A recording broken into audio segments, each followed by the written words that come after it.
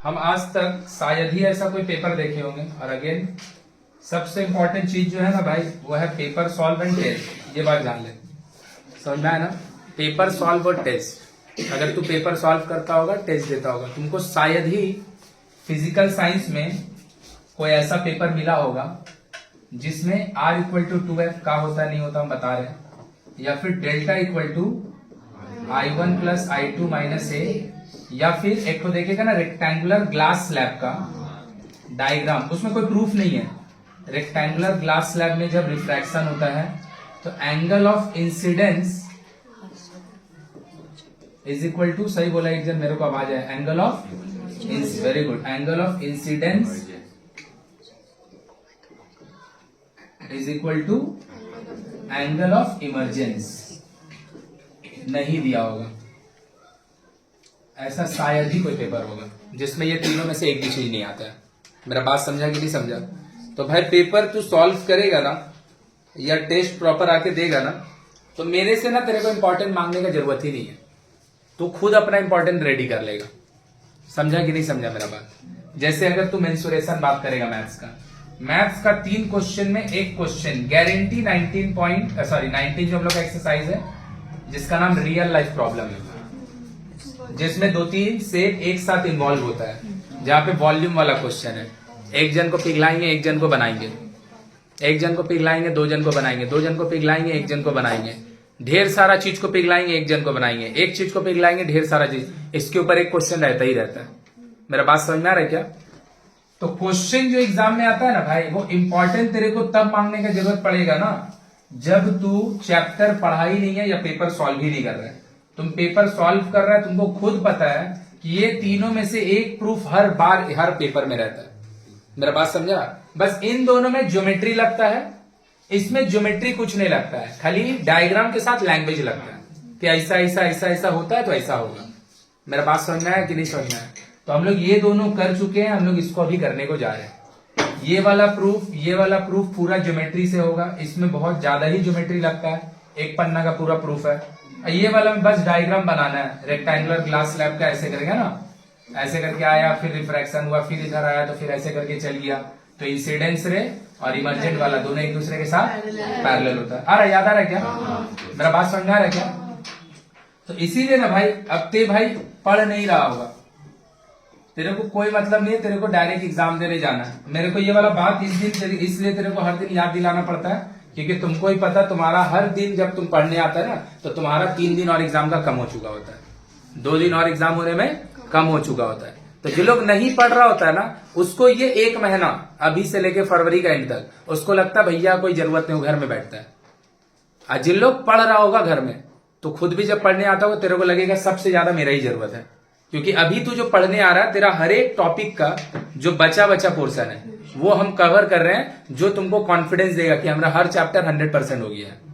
मेरा बात समझा कि नहीं समझा? एंड दोस्त जिन लोग नहीं पढ़ रहा है घर में, तो मेरा विश्वास रख ले, जिन लोग नहीं आया पढ़ने, वो घर में सोया होगा या खेल रहा होगा या तो घूम रहा होगा, एक आदमी भी घर में बैठ के पढ़ नहीं रहा होगा। हम चैलेंज दे सकते हैं, जबकि 25 जन नहीं पढ़ने आए होगा, हम 25 जन का बारे में बोल सकते हैं। एक जन भी घर में पढ़ नहीं रहा होगा, या तो सोया होगा, खेल रहा होगा, घूम रहा होगा, कुछ भी कर रहा होगा, पढ़ नहीं रहा होगा। क्योंकि वो पढ़ रहा होता, इतना उसको पढ़ाई का चिंता होता, तो यहां पे प्रेजेंट होता। बात समझा कि नहीं समझा? इसीलिए भाई बचा हुआ 50 दिन 40 दिन आदमी जैसा पढ़ो। हम फिर से बोल रहे हैं, आई हैव सीन, तुम्हारा 15 से 20% रिजल्ट इंप्रूव होगा, 15 से 20% रिजल्ट इंप्रूव होगा। और ये एज अ होल हम बोल रहे हैं, ठीक है ना, इंडिविजुअल हमको बोलने का जरूरत नहीं है। जैसे ये देख परसों टेस्ट नहीं देने आए, वो एकदम बेफिजूल काम, रिप्लाई भी नहीं किया देख के, वो बोला मेरा पेट खराब है। जब इसका घर इसमें है भाई, इसका घर ही घर बाद इधर है, तो मेरा बात सुन, नहीं पढ़ने, हम उसको रिप्लाई भी नहीं दिया, हम उसको बोल भी नहीं रहे। उसका घर ये घर बाद है, उसको अगर थोड़ा सा प्रॉब्लम भी होगा तो उसको 1 मिनट लगेगा, 10 सेकंड लगेगा उसको अपना घर जाने में। अब भैया तेरा तबियत खराब रहेगा, तेरा पेट खराब रहेगा, तो हम तेरे को बोलेंगे ना, ते लिख, तेरे को तो हम जाने देंगे ना। ते 5 बार आना जाना भी कर लेगा, मुश्किल से 15 मिनट लगेगा, तो 15 मिनट तो हम तुमको एक्स्ट्रा दे देंगे। तो क्यों नहीं टेस्ट देने आया? वो नहीं पढ़ा होगा, हम बिना पूछे उससे बता सकते हो नहीं पढ़ा होगा। समझ में आया कि नहीं समझ में आया? नहीं पढ़ा होगा। तो इसीलिए ये चीज नहीं करो, ये चीज करेगा 1 महीना में रिजल्ट बर्बाद में जाएगा। और अगर 1 महीना में रिजल्ट इंप्रूव करना, नॉट ओनली रिजल्ट इंप्रूव करना, यू विल गेट कॉन्फिडेंस जब तू क्लास 11 मूव करेगा। इसीलिए मेरे को तेरे को रोज समझाना पड़ता है। कि हो ना हो मोस्ट ऑफ द लोग अगर मैथ पढ़ रहा होगा, साइंस पढ़ रहा हो तो मेरे से पढ़ेगा। तो हम खुद भी जान रहे हैं कि हमको तेरे को पढ़ाना है, तो तुमको थोड़ा सा अच्छा से पढ़ के 11 में जाने के लिए भैया बोल रहे हैं। मार्क्स तो कम बेसी हो गई, मार्क्स तो एकदम रेडी रहो। बंगाल बोर्ड में ऐसा होता है कि तुम्हारा एक्सपेक्टेड मार्क्स नहीं आएगा, वो हर का साथ होगा। किसी का एक्सपेक्टेड में कम से रिस्पेक्ट में ज्यादा आ जाएगा, जिसका नंबर कम होता है मतलब यू आर एक्सपेक्टिंग कम आएगा, इस सब्जेक्ट में ज्यादा मिल गया, उसका नंबर बहुत कम है। ज्यादा लोग का साथ यही होगा, तो एक्सपेक्ट कर रहा होगा इस सब्जेक्ट में इतना आएगा, तेरा उसमें कम ही आएगा। ये बात समझा कि नहीं? ये होता है मेरा हर साल, तुम्हारे लिए पहला बार होगा, मेरे लिए हर साल होता है। तो मेरे लिए एकदम नॉर्मल बात है, एकदम नॉर्मल।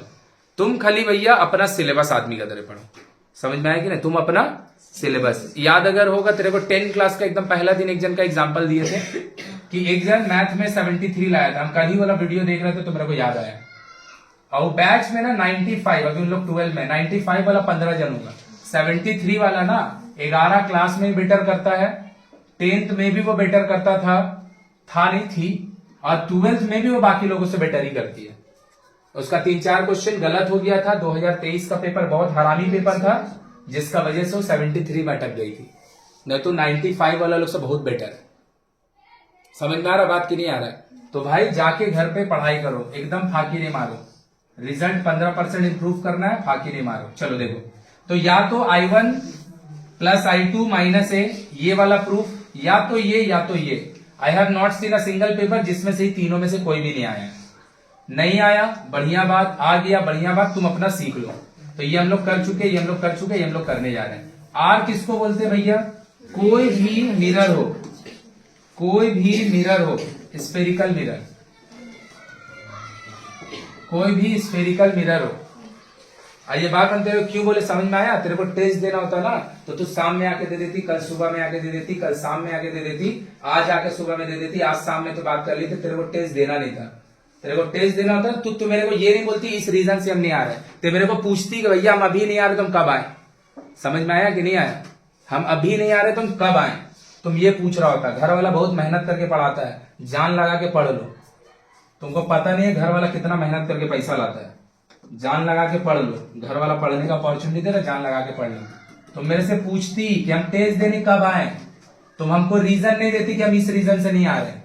तुमको पूछना चाहिए हमको कब टेस्ट देने आना, हमको वो बताइए। तो हम तुमको बोलते शाम में आ जाओ, सोमवार का सुबह में आ जाओ, सोमवार का शाम में आ जाओ, मंगल का सुबह में आ जाओ, मंगल का शाम में आ जाओ। चलो देखो, तो ये एक स्फेरिकल मिरर है, ये एक स्फेरिकल मिरर है। पोल से दिस इज द फोकस, तो ये वाला आदमी का नाम है फोकल लेंथ, इसको हम एफ से डिनोट कर दिए। ये पोल से सेंटर ऑफ कर्वेचर तक का दूरी है, इसको हम लोग आर बोलते हैं। क्या बोलते हैं? आर। तो हमको प्रूफ करना है कि यहां से लेकर यहां तक का जो लेंथ है which is radius of curvature, वो फोकल लेंथ का डबल होता है। या फिर दूसरा अगर हम बोले कि एफ जो होता है वो आर का हाफ होता है, दोनों सेम बात। ई वाला करने के लिए हमको दो चीज का जरूरत पड़ेगा, डायग्राम यहाँ पे एकदम रखा हुआ है। याद रखना कभी भी कहीं पे भी रिफ्लेक्शन होगा, रिफ्लेक्शन तब होगा जब मीडियम ओपेक होगा, रिफ्लेक्टिंग सरफेस ओपेक होगा। तो रे ऑफ लाइट जाता है, टकराता है, इसको बोलते हैं इंसिडेंट रे, टकरा के वो वापस चला आता है, इसको बोलते हैं रिफ्लेक्टेड रे। ये जगह पे नाम है इसका normal, sorry point of incidence. यहाँ पे एक परपेंडिकुलर ड्रॉ कीजिएगा, इसका नाम होगा नॉर्मल। तो इंसिडेंट रे के साथ नॉर्मल का जितना एंगल बनता है इसको बोलते हैं angle of incidence. Incident ray के साथ रिफ्लेक्टेड रे का जितना एंगल बनता है इसको बोलते हैं एंगल ऑफ रिफ्लेक्शन। ये दोनों आपस में इक्वल होता है, इसको हम लोग बोलते हैं angle of incidence is equal to angle of reflection.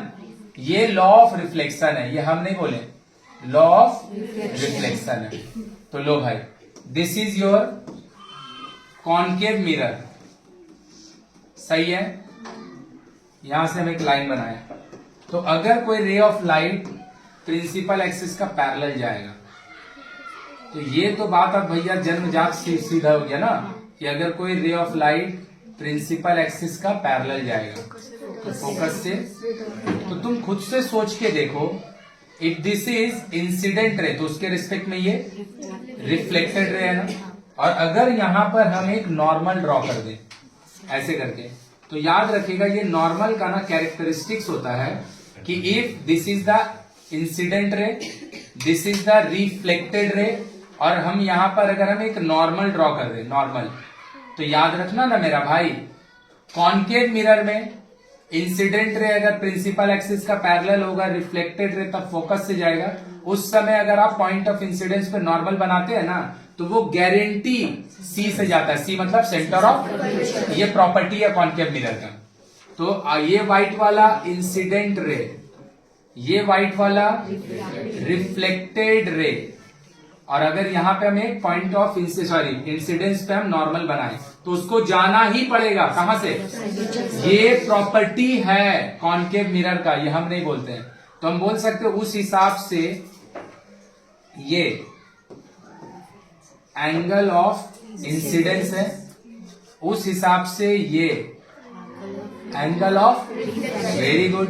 तो लॉ ऑफ रिफ्लेक्शन का बोलेगा, ये दोनों चीज सेम होगा ना, ये दोनों चीज सेम होगा। तो हम नाम रख दिए इसका थीटा, और इसका भी नाम रख दिए थीटा। किसी को कोई दिक्कत? भैया ये रे और ये रे दोनों आपस में पैरेलल होगा ना, because this is the principal axis, this is the ray parallel to principal axis. तो बोल के ही हम काम चालू कर रहे हैं, और ये एक ट्रांसवर्सल है। तो हम बोल सकते हैं ये वाला जितना होगा ये भी उतना ही होगा, ऑल्टरनेट का वजह से, ऑल्टर फिर से भैया ये और ये आपस में बराबर है, किस लिए, angle of incidence equal to angle of reflection by the law of reflection, और ये इसके साथ बराबर है ऑल्टरनेट एंगल। तो हम बोल नहीं सकते हैं इस ट्राइंगल को अगर हम पकड़ें, ये ट्राइंगल जिसका नाम है, इधर रख दिए चल P, इधर रख दिए C, इधर रख दिए F, तो PFC, ये जो ग्रीन वाला ट्राइंगल बना है, क्या ये आइसोसेलेस ट्राइंगल है? क्या ये आइसोसेलेस ट्राइंगल है?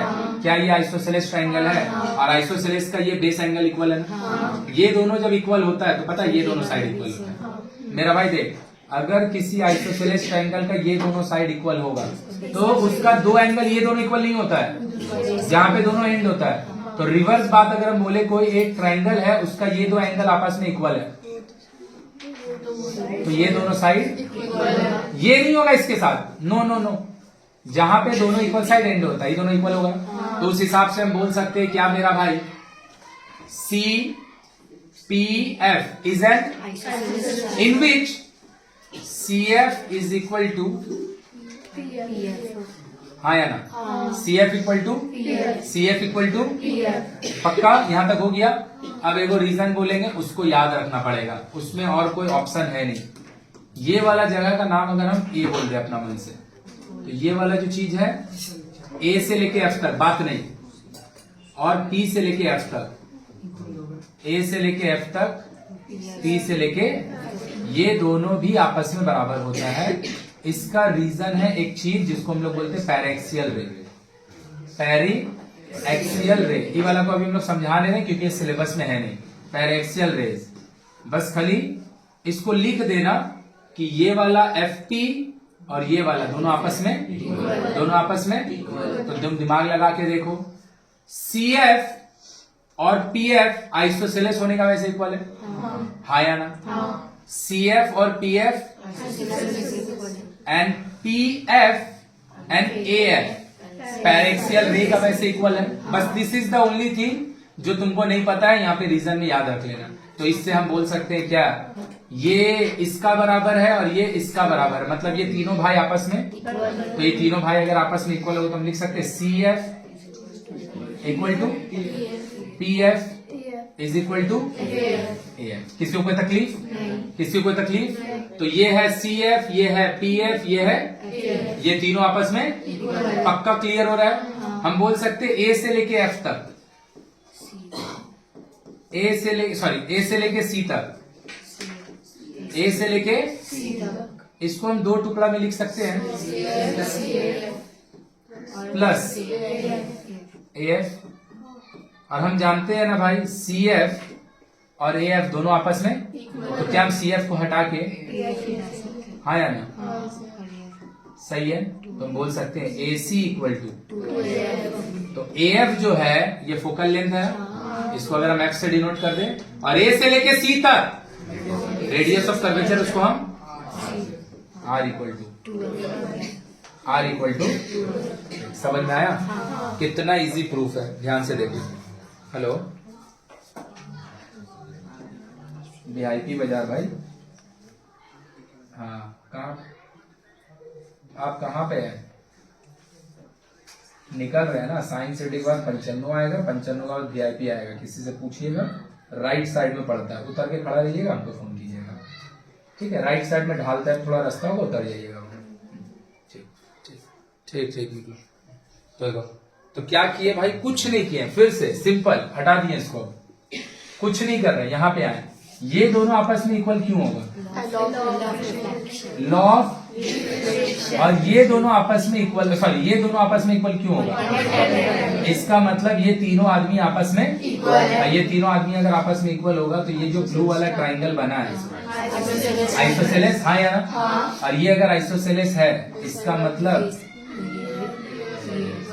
CF बराबर, बस एक लाइन खाली याद रखना, सिर्फ एक लाइन कि AF और PF, इसको P बोल रहे लोग, AF और PF is equal because of, बस खत्म हो गया, खत्म।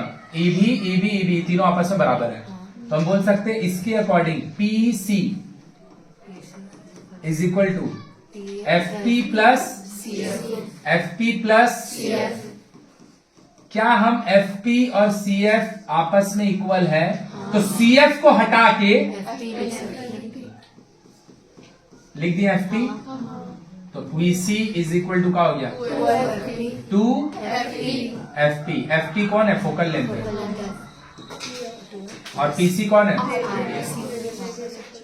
समझ में आया? कल इसका लैंग्वेज लिख देंगे।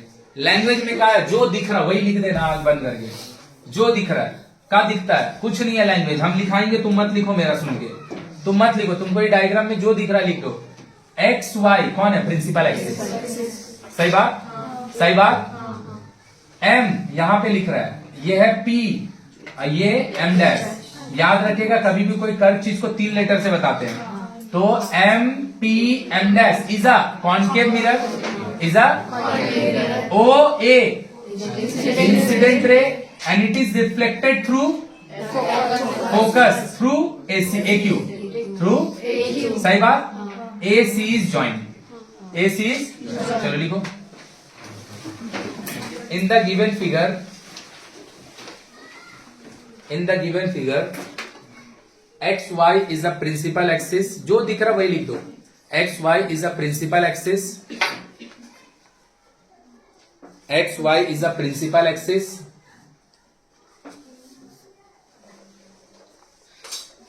and M dash is a concave mirror where P is the pole, या फिर in which P is the pole, जो लिखना है, where P is the pole।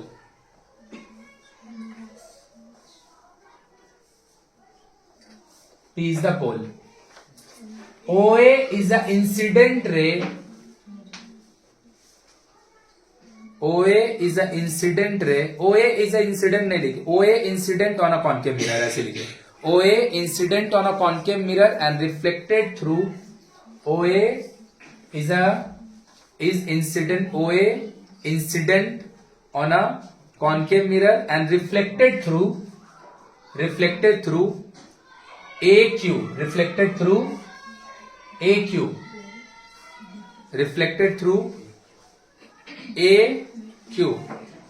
from focus AC is joint, हो गया खत्म। AC is joint,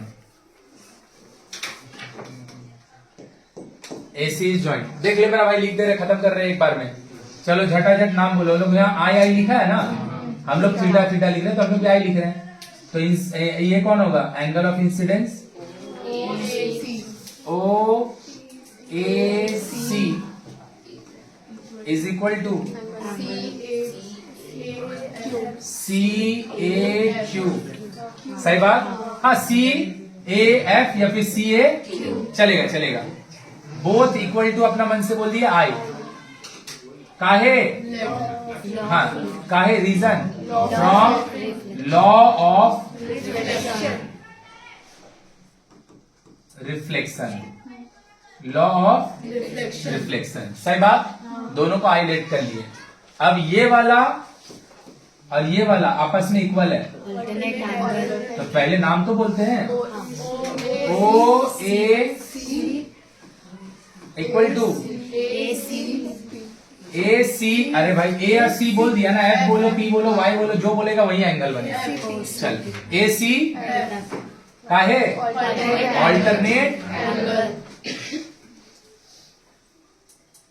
alternate angle. Therefore ये वाला और ये वाला भी आपस में इक्वल है, इसका नाम क्या हो जाएगा? ए सी एफ, ए सी एफ। चल ए सी एफ, ए सी पी हम लिख रहे थे। A C F is equal to C A F.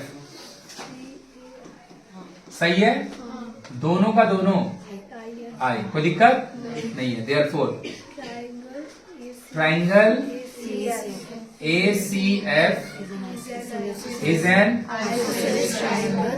Isosceles triangle, और अगर ये आइसोसेलेस ट्राइंगल है then C F equal to A F. नाम रखे 1, छोड़ दिए इसको यहीं पे, खत्म बस। इसी के बाद ये सिंस, ये वाला ही चीज तुमको खाली याद रखना, since A F is equal to T F. का है भैया?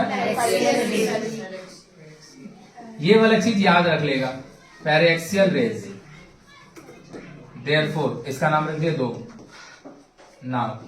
तो इससे क्या पता चल रहा? सी एफ जितना है ए एफ उतना ही है, पी एफ भी उतना है। कोई तकलीफ नहीं। अब लिखो पूरा सीपी को, सीपी और PC whatever it is, सही है, is equal to C F plus P F. कोई तकलीफ?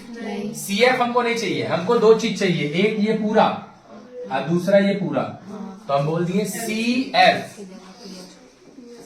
को हटा के पी प्लस, तो CP is equal to 2pf। बस ऊपर में हमको बता देना चाहिए था, जो हम लोग नहीं बताए। जहां पे कहानी लिखे है ना, वो कहानी में लेट कर लेना। Let P CP is equal to R and P F is equal to,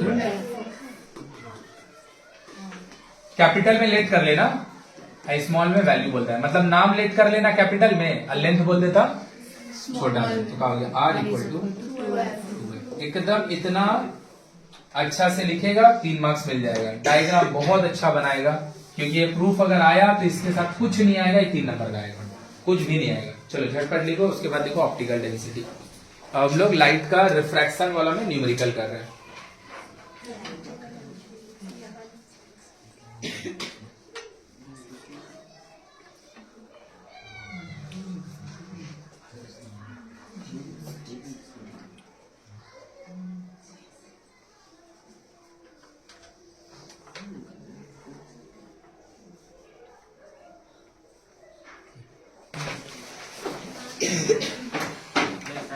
हाँ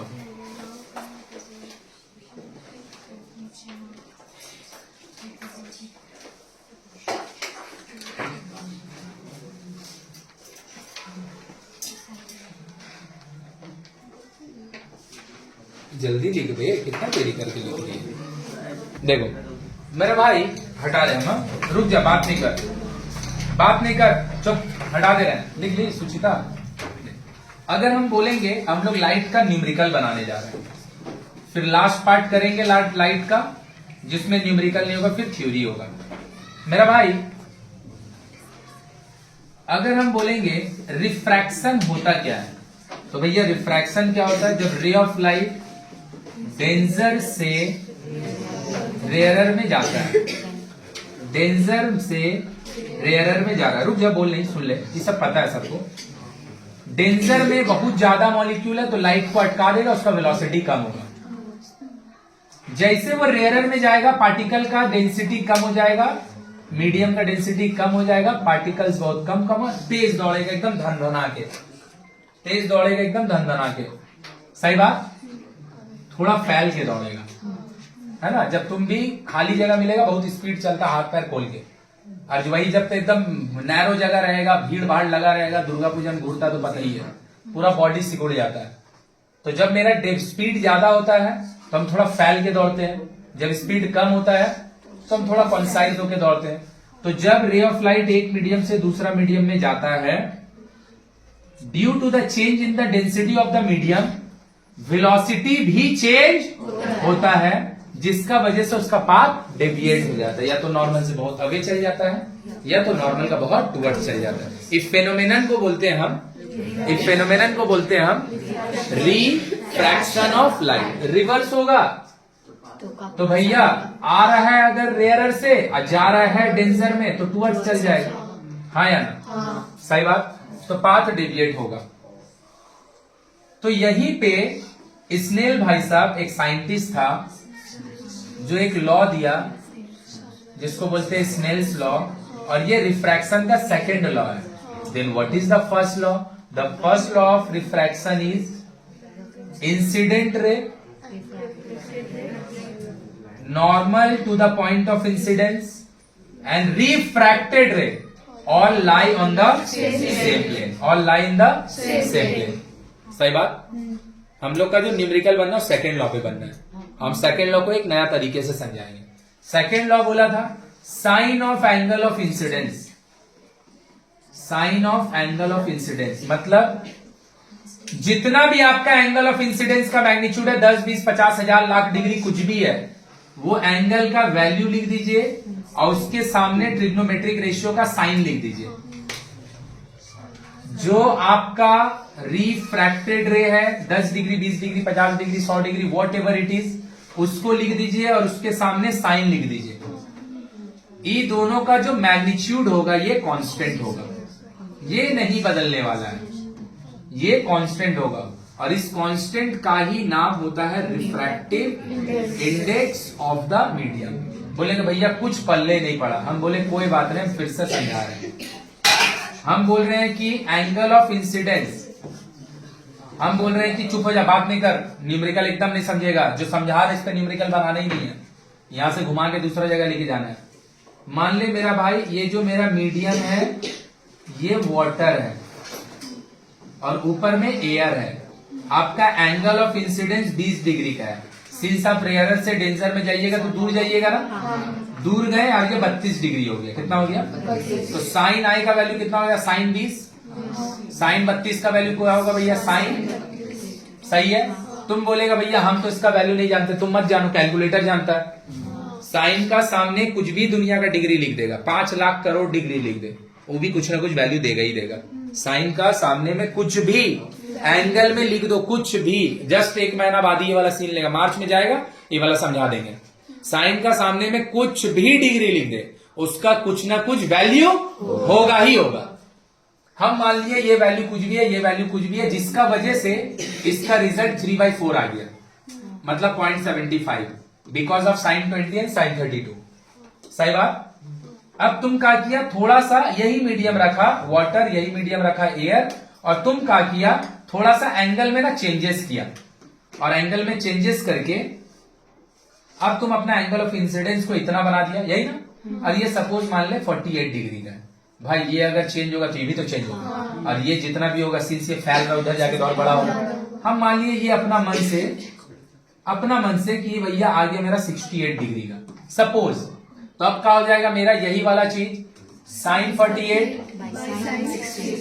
तो भैया कुछ तुमको नहीं पता, लेकिन हम इतना तुमको बता दे रहे कि साइन 48 का कुछ ना कुछ दुनिया में वैल्यू होगा, साइन 68 का भी कुछ ना कुछ दुनिया में वैल्यू होता है। तुमको नहीं पता कितना होता है, लेकिन होता तो जरूर है। ये दोनों मिलकर भी ना अभी भी 0.75 ही देगा, ये चेंज नहीं होगा। तब तक चेंज नहीं होगा जब तक जो कलर ऑफ लाइट यूज हो रहा है वो चेंज नहीं हो, या फिर जो मीडियम का पेयर यूज हो रहा है वो मीडियम का पेयर चेंज नहीं हो। अभी भी मेरा पानी था, ऊपर में मेरा एयर था, वो 20 और 32 के समय भी था, और ये वाला 48 और 60, तो और इसको चेंज कर, ये अगर और बढ़ेगा तो ये भी और बढ़ेगा। सपोज मान ले अब नीचे आ गया 72, ऊपर आ गया 88, तो if the colour of light is not change as well as the pair of the media, medium का प्लूरल होता है media, pair of the media, it will not change, तब तक ये कांस्टेंट का वैल्यू नहीं चेंज होगा। ये कांस्टेंट का नाम है रिफ्रैक्टिव इंडेक्स। तो what is Snell's law? The sine of angle of incidence by ने रेशियो बोल रहे हैं, the ratio of the sine of angle of incidence and the sine of angle of refraction is remain constant for a given pair of media and for a given color of light. Given मतलब दिया हुआ, दिया मतलब not change.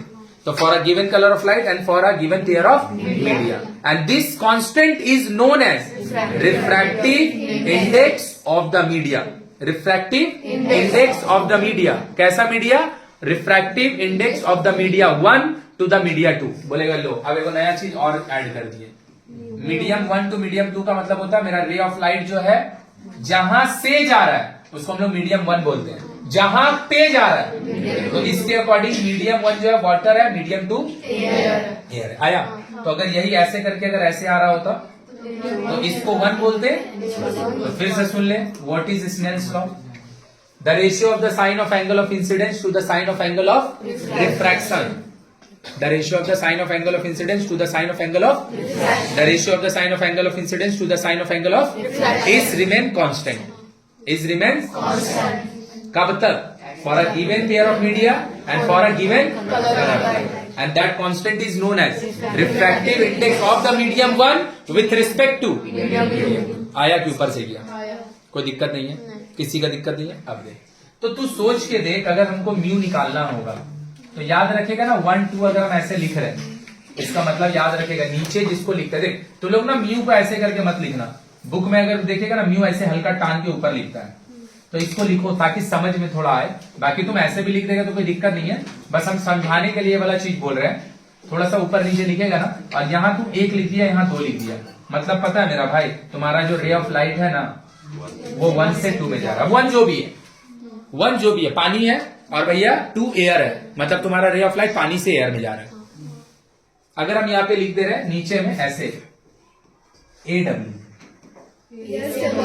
Air से water में जा रहा है, तो ये वाला जो चीज है ना ये पाती बात नहीं लिखा हुआ है, ये काम का चीज लिखा हुआ है।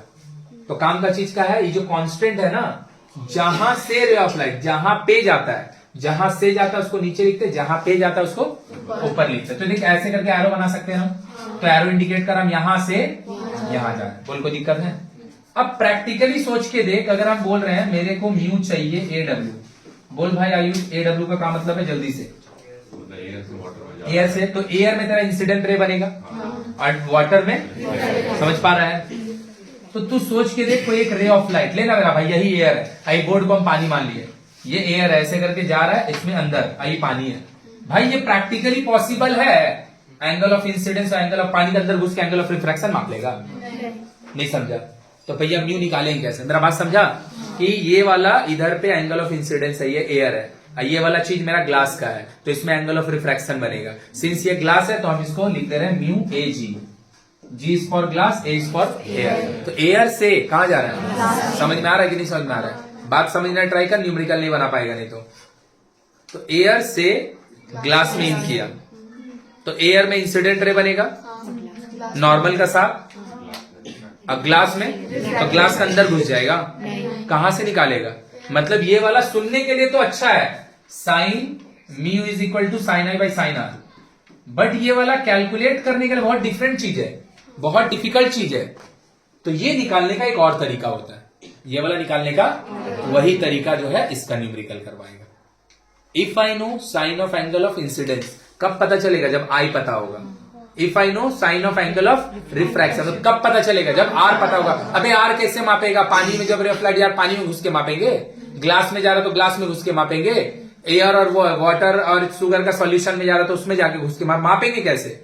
मापने के लिए जरूर कोई इंस्ट्रूमेंट होगा, लेकिन ये प्रैक्टिकली हम लोग के लिए मापना पॉसिबल है? तो इसको निकालने का एक और तरीका है, वही तरीका के ऊपर बेस यहाँ पे न्यूमेरिकल है। बोल पूरा बात क्लियर हुआ? तो दूसरा तरीका है क्या? क्लियर हुआ अच्छा से? तो दूसरा तरीका क्या है? म्यू का नाम होता है ऑप्टिकल डेंसिटी। ऑप्टिकल डेंसिटी तुम लोग का बुक में ये टर्म नहीं है। म्यू रिफ्रैक्टिव इंडेक्स का दूसरा नाम है ऑप्टिकल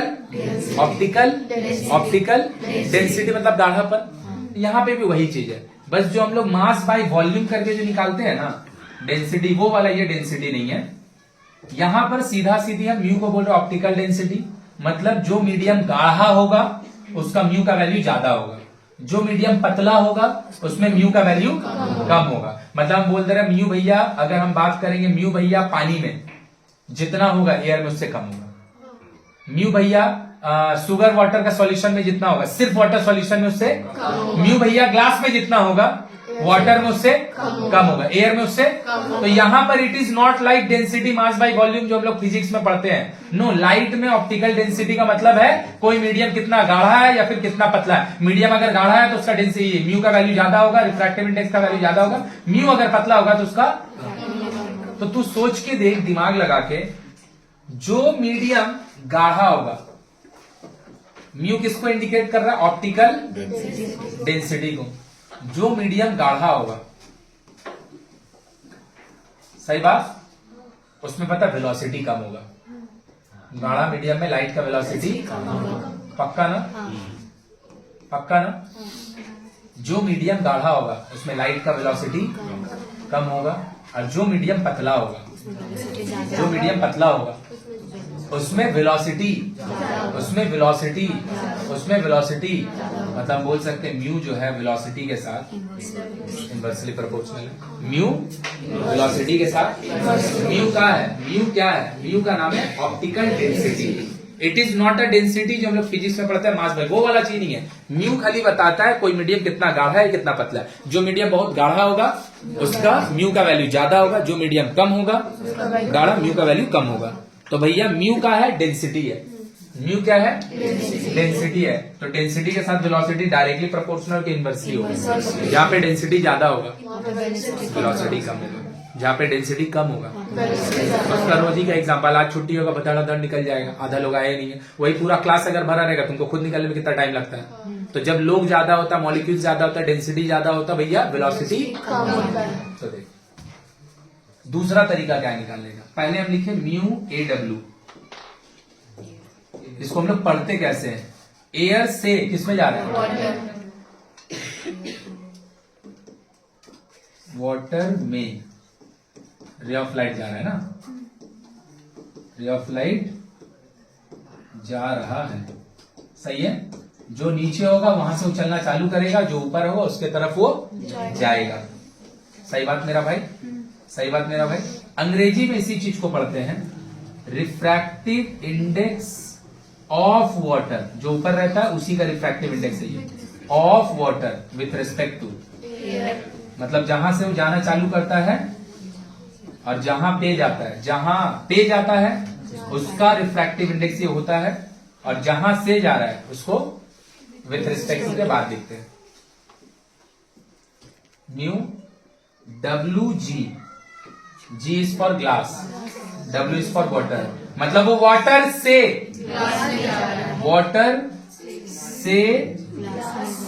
मतलब वाटर में तुम्हारा एंगल ऑफ इंसिडेंस होगा, ग्लास में तुम्हारा वाटर से ग्लास में जा रहा है ना। कौन जा रहा भैया? ऑब्वियसली रे ऑफ लाइट, रे ऑफ लाइट, ROL का मतलब रे ऑफ लाइट। कोई दिक्कत है? इसको अंग्रेजी में इसी को कैसे पढ़ेंगे? रिफ्रैक्टिव इंडेक्स, हाँ, of with respect to water. बोल कोई दिक्कत है? जब भी तुम किसी का रिफ्रैक्टिव इंडेक्स निकालता है, जब भी तुम किसी का रिफ्रैक्टिव इंडेक्स निकालता है और उसमें एक मीडियम कंफर्म जहां से रे ऑफ लाइट जा रहा होता है वो अगर कंफर्म एयर होता है, तो इसको obviously you can say refractive index of water with respect to air, refractive index of W पूरा लिखेंगे, WRT। तो ये वाला का ना दूसरा नाम है refractive index of water only. इसमें हम लोग विथ रिस्पेक्ट टू नहीं लिखते हैं। जब भी हम लोग विथ रिस्पेक्ट टू का बाद पीछू में कुछ नहीं लिखते, मतलब पीछू में हमेशा ही है, मतलब रे ऑफ लाइट जाना कहां से चालू किया भाई? जब हम तेरे को बोलते हैं 2x, तो हमको समझाना पड़ता है कि x के साथ 2 मल्टीप्लाई है। जब हम x बोलते हैं हमको समझाना पड़ता है इसके साथ कौन मल्टीप्लाई है, नहीं है। तो विथ रिस्पेक्ट टू का बाद अगर हम कुछ नहीं लिख रहे हैं, मतलब विथ रिस्पेक्ट टू का बाद हमेशा, तो अगर कोई रे ऑफ लाइट एयर से चलना चालू करता है और कोई भी मीडियम में जाता है तो हम लोग उसमें with respect to word use तो नहीं करते हैं। लेकिन अगर वो कहीं और से चलना चालू किया apart from air, then you have to say क्या कि विथ रिस्पेक्ट टू कौन है, कहां से रे ऑफ लाइट चलना चालू किया है। बोल क्लियर हुआ? तीसरा इसी को हम लोग बोलते हैं absolute refractive index of water. Absolute, समझ जा रहा है क्या? RI of absolute RI of water. तो जब भी हम दो में से एक मीडियम को कंफर्म वाटर कर एयर करेंगे और एयर से रे ऑफ लाइट कहीं पे भी जा रहा होगा तो you can pronounce it in 3 ways. एक RI of water with respect to air, दूसरा RI ऑफ, तो when I say RI of water is 4/3, हमको विथ रिस्पेक्ट टू एयर बोलने का जरूरत नहीं है, हमको ये बोलने का जरूरत नहीं है कि रे ऑफ लाइट चलना एयर से चालू किया। विथ रिस्पेक्ट टू का बाद अगर कुछ नहीं है तो वो एयर से ही चलना चालू और पानी के अंदर जा रहा है, जिसमें जा रहा होता नाम उसी का यूज करते हैं। दूसरा इसी का नाम है एब्सोल्यूट रिफ्रैक्टिव इंडेक्स ऑफ। तो एब्सोल्यूट का बोलने का मतलब ही है कि रे ऑफ लाइट वाटर में इन तो कर रहा है लेकिन चलना चालू, लेकिन अगर रे ऑफ लाइट कहीं और मीडियम से अपार्ट फ्रॉम एयर कहीं से भी चलना चालू किया और अपार्ट फ्रॉम एयर कहीं पे भी जाके इन मारा, कहीं से भी चलना चालू किया कहीं से भी इन मारा, लेकिन जहां से चलना चालू किया वो एयर, तो तुमको बताना पड़ेगा विथ रिस्पेक्ट टू, कि विथ रिस्पेक्ट टू मतलब वो चलना चालू वाटर से किया है या फिर कहीं से भी किया है। इसी को हम लोग बोलते हैं relative RI of G with respect to no water. Glass का विथ रिस्पेक्ट टू, तो विथ रिस्पेक्ट टू का बाद जो लिखा था ना वहां से वो चलना चालू करता है और विथ रिस्पेक्ट टू का आगे जो लगाता है वो उसके अंदर इन मारता है। क्या ये पूरा कहानी समझ में आया? अच्छा से क्लियर है? तो हम बोले फिर से, what is refractive index? Optical density. Refractive index optical density. तो ऑप्टिकल डेंसिटी के साथ वेलोसिटी कैसा प्रोपोर्शनल है? इनवर्सली। तो सबसे पहले हम बोले म्यू है क्या? म्यू है sin I by sin r। कहां से निकालेगा? IR नहीं निकाला जा सकता है, तो हम उसको निकालने का दूसरा तरीका लिखने जा रहे हैं। दूसरा तरीका क्या है? म्यू निकालने का तरीका, नीचे में एयर है ना और ऊपर में वाटर है। नीचे में एयर ऊपर में वाटर, उल्टा करके लिख दो। Velocity of light in air by velocity of light इन, ले मेरा भाई हो गया। म्यू निकालने का दो तरीका था। तरीका number 1 sin I by sin r, नहीं पता है। दूसरा तरीका क्या है? देख ले, उल्टा लिखा हुआ है। म्यू देख, W ऊपर है ना और एयर नीचे है। बचपन में ये वाला चीज पढ़ा है, इतना पढ़ा है ये वेरिएशन की कुछ बोलने का नहीं, कि अगर कोई चीज डायरेक्टली प्रोपोर्शनल होता है इसका मतलब होता है A1 by A2 is equal to B1 by B2। Directly है ना, ऊपर ऊपर खेलता है। लेकिन अगर कोई दो चीज इनवर्सली प्रोपोर्शनल होगा तो ये लोग पता कैसे खेलकूद करता है? A1 by A2 is equal to ऊपर नीचे, 1 वाला 2 के बाद 2 वाला B के 1, मतलब 1 वाला 2 के साथ और 2 वाला, है ना। तो मेरा भाई म्यू के साथ वेलोसिटी कैसा प्रोपोर्शनल है? तो देख, A नीचे है और W ऊपर है, इनवर्सली है ना। इसीलिए देख, जो चीज नीचे था वो ऊपर लिखा रहा है और जो चीज ऊपर था वो नीचे लिखा रहा है। देख मेरा भाई ध्यान से, म्यू का नया फॉर्मूला, म्यू का नया फॉर्मूला, म्यू का नया फॉर्मूला क्या है? म्यू का नया formula refractive index of water with respect to air. ये अगर आपको निकाल, आप एकदम दिमाग मत लगा, नीचे में एयर है तो लाइट का वेलोसिटी एयर में लिख दीजिए और लाइट का वेलोसिटी, तो देख एयर वाला नीचे था तो उसको ऊपर लिखे और ऊपर वाला जो था उसको नीचे लिखे। और लाइट का वेलोसिटी एयर में, लाइट का वेलोसिटी किसमें भाई? एयर में। ये होता है 3 × 10⁸ मीटर पर सेकेंड। 3 × 10⁸ मीटर। ये फिक्स वैल्यू है। एयर या वैक्यूम दोनों में इतना ही होता है, एयर एंड वैक्यूम। उसका बात सोच के देख, लाइट का जो वेलोसिटी होगा, दो चीज में हम लिखने जा रहे हैं। मेरे को कुछ मत बोल, खाली इतना बोल, लाइट का वेलोसिटी ग्लास और वाटर में, ग्लास, हाँ कम तो होगा, ग्लास और वाटर में, इन दोनों के रिस्पेक्ट में किसमें कम होगा बता तो? ग्लास में कम होगा सबसे। तो ग्लास में होता है 2 × 10⁸ मीटर पर सेकेंड। Very good, 2. ये वाला चीज हम भी भूल जाते हैं, बस हमको याद है 3 चीज। मेरे को 3 चीज याद है, ग्लास, वाटर एंड एयर, और दूसरा मेरे को याद है ये 3 वैल्यू।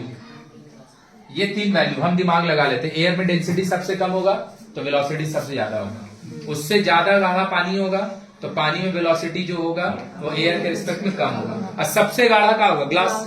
अबे ठोस होता है एकदम, तो उसमें सबसे कम होगा। तो हमको ये 3 वैल्यू याद है, और ये खुद से डिसाइड कर लेते कौन किसके लिए होना चाहिए।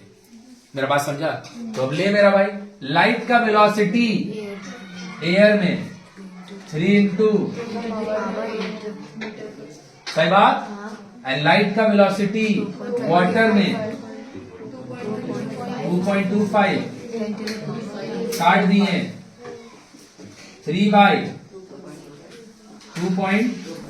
पॉइंट हटाए 100 दिए, 25 से काटे 9, 25 से काटे 4, आ गया रिफ्रैक्टिव इंडेक्स। तो देख, ये निकालने का 2 तरीका, भी तीसरा तरीका ही बताएंगे।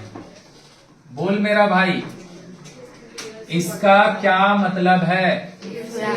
तो एयर से वाटर में जाएगा तो एयर में sine of angle of incidence बनेगा, और वाटर में, अरे हाँ मेरा भाई, अगर तुम्हारा लिए पॉसिबल है तो एयर में आई का वैल्यू निकाल लो और वाटर में आर का वैल्यू निकाल लो, कैलकुलेटर निकालो, साइन आई का वैल्यू देखो, कैलकुलेटर निकालो, साइन आर का वैल्यू देखो, दोनों को डिवाइड मार दो, वही चीज आएगा। लेकिन ये प्रैक्टिकल वे नहीं है, ये नहीं निकाला जा सकता, ऐसे हम कैसे निकालेंगे? मेरा बात समझ में आ रहा है? तो दूसरा तरीका भी है। दूसरा तरीका का नाम है उल्टा। उल्टा उल्टा velocity of light in air. नीचे वाला देखो ऊपर लिखा है, क्योंकि वेलोसिटी और refractive index optical density inversely है। अब ये वाला जो चीज है, ये भैया रोज बदलता नहीं है, ये वाला भैया कलकत्ता और दिल्ली में बदलता नहीं है, ये वाला चीज भैया कोलकाता में रहेगा और आसनसोल में चल जाएगा तो बदलेगा नहीं, ये पूरा दुनिया के लिए फिक्स है। तो ये पूरा दुनिया के लिए एयर में अगर फिक्स है तो ये तो इसको कंफर्म डेटा हुआ ना, और ये भी एक कंफर्म डेटा। ये नहीं कि भैया पानी में हम थोड़ा सा चीनी मिला दिए तो उसका डेंसिटी चेंज होगा तो वेलोसिटी चेंज हो जाएगा, नहीं होगा, बहुत मार्जिनली चेंज होता है, विच इज इग्नोरेबल। तो ये दोनों डेटा कैसा डेटा है? कांस्टेंट डेटा है। तो इसका हेल्प लेके अगर म्यू निकालेगा, इतना इजीली निकलेगा। अभी आया कि पूरा बाउंसर चल गया? आया। अब तीसरा तरीका, तो पहला तरीका क्लियर हुआ, sine I by which is practically Snell's law is correct, Snell's law is correct, but इससे निकालना पॉसिबल नहीं है। तो भैया दूसरा तरीका आर का है, उल्टा लिख, उल्टा म्यू ए डब्ल्यू लिखा ना भे, तो ए को ऊपर लिख, क्योंकि म्यू ऑप्टिकल डेंसिटी है और वेलोसिटी वहां पे लिखा रहा है, वेलोसिटी के साथ ऑप्टिकल डेंसिटी इनवर्सली होगा। इनवर्सली बोलता है अगर a1/a2 लिखिएगा तो उस तरफ आपको b2/b1 लिखना पड़ेगा, और डायरेक्टली बोलता है हम लोग ऊपर ऊपर खेलेंगे, a1/b1/b2। अगर हम बोल रहे हैं a ऑब्जेक्टिव में पूछ सकता है a डायरेक्टली प्रोपोर्शनल है, आप बोलेगा it is correct, no it is not correct, ये करेक्ट नहीं है, गलत है।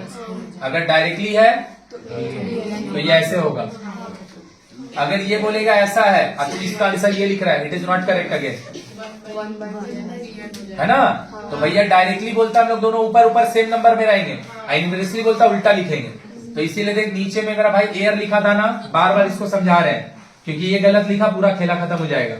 अगर नीचे में एयर है तो वेलोसिटी वाले पार्ट में ऊपर में एयर होगा, अगर ऊपर में यहाँ पे डब्ल्यू है नीचे में डब्ल्यू, बोलाया और पक्का।